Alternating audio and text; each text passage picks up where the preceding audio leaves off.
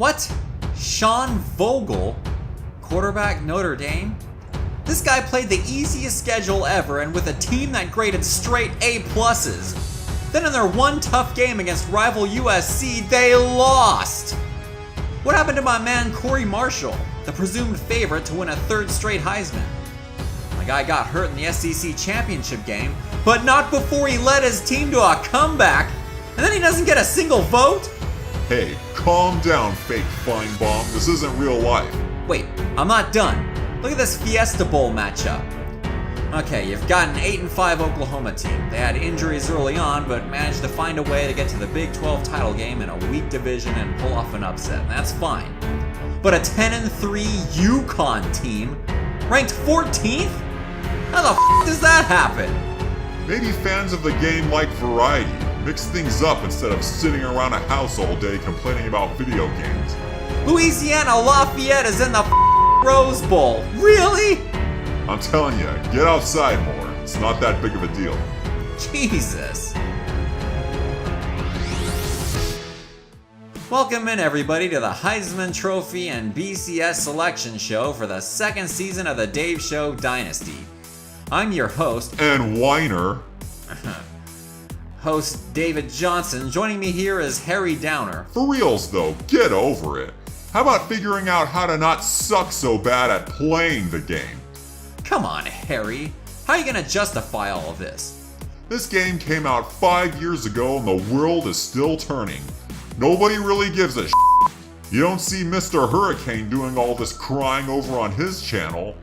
Yeah, well, I just watched his latest recruiting video and he's got his tiny college in northwest Montana recruiting 5-star guys from Florida. Get out of here with that. Makes as much sense to me as Dave Show University dressing up like Florida State and joining the SEC.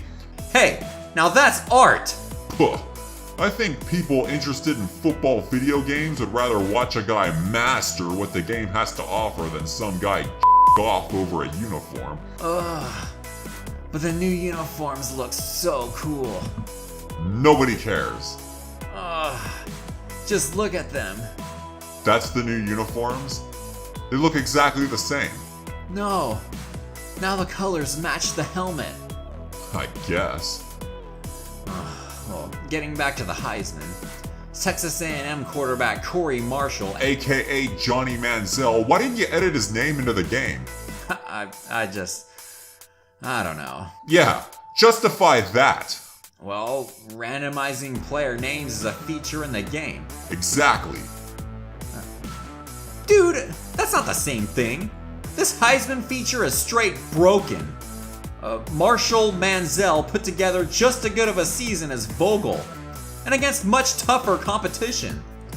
We already went off on a previous video about the schedule for Notre Dame. 9 home games, mostly against cupcakes. I mean, Notre Dame's never played an FCS team in their history. They opened with one here. There's a first time for everything. Actually, looking at you over here, I take that back.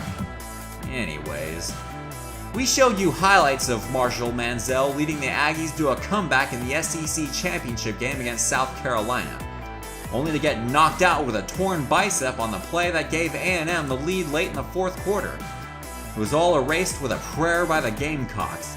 A 4th and short, deep throw with only 30 seconds remaining to retake the lead for good, essentially costing Manziel a 3rd straight Heisman, which would have made him the first player ever to be a 3-time recipient of the award. Some Florida State fan you are. Jameis Winston won the award in Manziel's sophomore year. No, that's real life. Manziel won it last year in this Dave Show Dynasty, his sophomore year. I thought that was Corey Marshall. Oh, yeah, it's the same guy. Okay, yeah. And you're trying to complain about the game being ridiculous? Look at what you're up to. Okay, let's look at the BCS selections. We already touched on 10-3 UConn getting into the Fiesta Bowl. Meanwhile, South Carolina is the only SEC team to be selected in the BCS, as they're slated to play Oregon in the Sugar Bowl. More on that later. So UConn gets in ranked 14th, while Florida, Alabama, and Texas A&M are all ranked higher in the final BCS standings. Somebody explain that to me. Got any wisecracks for me now, Harry? Really, you need to get out more. Also, somebody explain this to me. Texas A&M blew out Alabama 31-14, yet finished ranked behind them after losing to number 4 South Carolina by 1. And speaking of South Carolina, they're headed to the Sugar Bowl to play Oregon. Really, Oregon. The Pac-12 has never played in the Sugar Bowl, but 2 years into the Dave Show dynasty, you got UCLA last year and Oregon this year making trips to New Orleans. Why do you know that? It's my Uncle Internet, Harry. Come on, keep up. God damn, what a weirdo. Let's talk about the Rose Bowl. We've got Big Ten champion Michigan State taking on the Ragin' Cajuns of Louisiana Lafayette in the Rose Bowl. Ever heard of the BCS Buster? Yeah, last season we had Tulsa in the Rose Bowl. Why is the granddaddy of them all getting the cream puffs every year? I thought you liked cream puffs. Your Dave Show team plays against them every year. Not in the Rose Bowl. Well, that goes without saying. With the way you play, we'll never see your team in a bowl, let alone a Rose Bowl. Yeah, keep on the smack talk, Harry. Tee it up, baby, I'll swing. Well, I guess this is what we should expect from NCAA Football 14.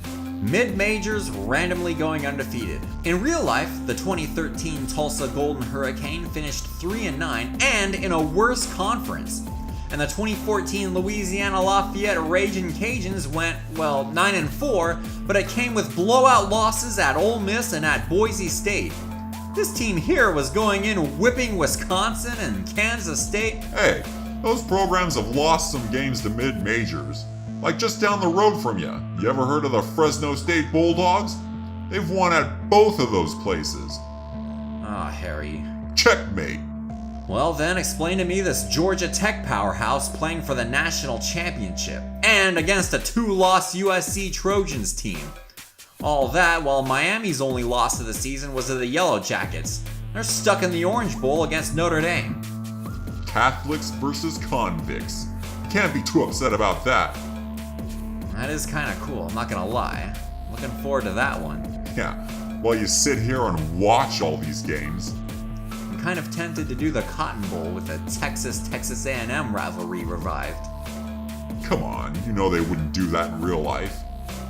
You're right.